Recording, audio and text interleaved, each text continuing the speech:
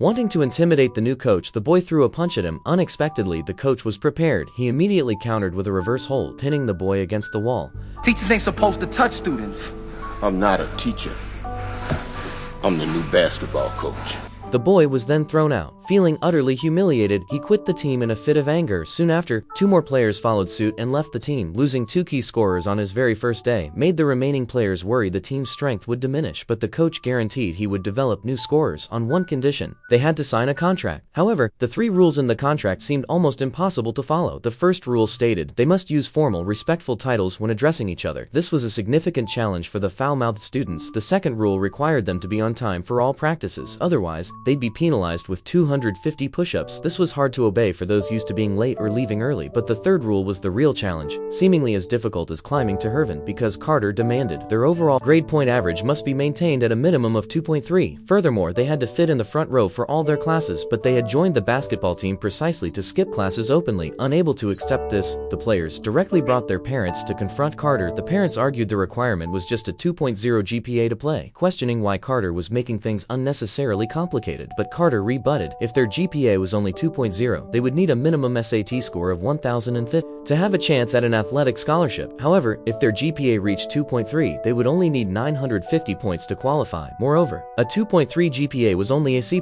Maintaining this average wasn't particularly difficult. Hearing this, the parents thought it did seem somewhat reasonable. They stopped opposing and signed the contract, but the very next day, a player broke the rules. Center Battle was 20 minutes late. According to the rules, he had to do 250 push-ups when a teammate tried to make excuses for him. The entire team suffered the consequences. They were all punished with 20 suicide runs. Battle was furious. He cursed at the coach, so Carter punished him with 500 push-ups. You win the bonus prize of 500 push-ups. And would you like to go for the grand prize of 1,000?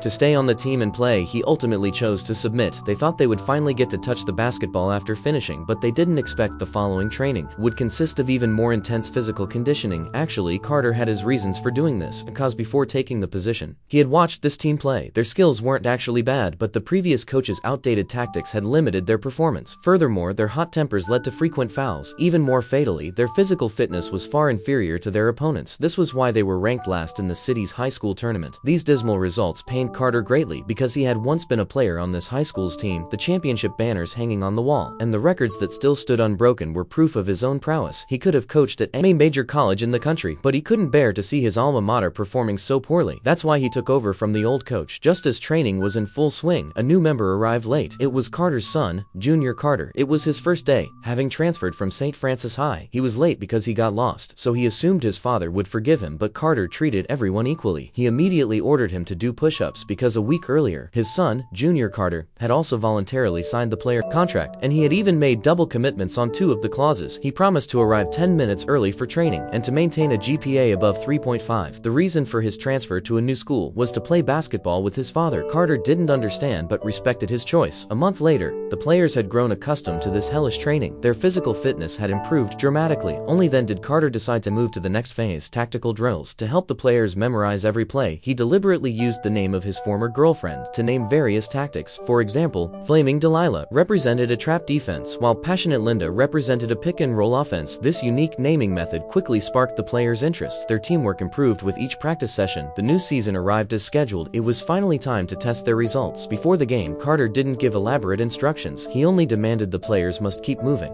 never stopping. The flow of the game unfolded just as Carter predicted. Their skills and coordination weren't superior initially, but as time passed, the players' superior physical conditioning quickly became apparent. The point gap on the scoreboard gradually narrowed. In the final moments, Carter called a timeout and sent his son into the game. He instructed the team, "Those guys are exhausted. This guy's going to miss that free throw.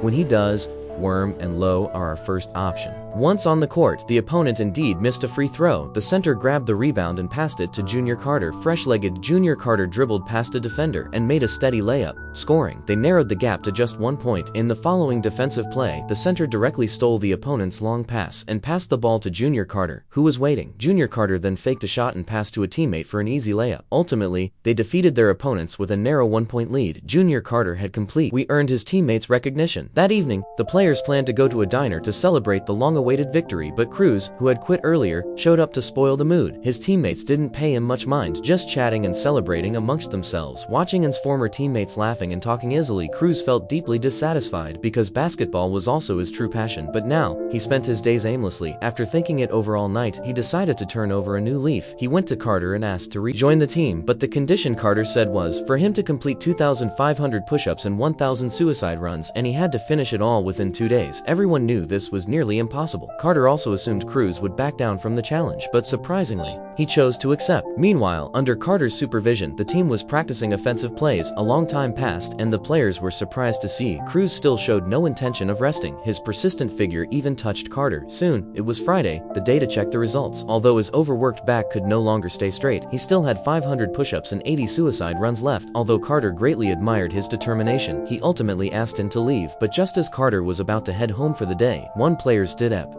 Out of plus sport. He said, we're a team. One person struggles, we all struggle. One player triumphs, we all triumph, right?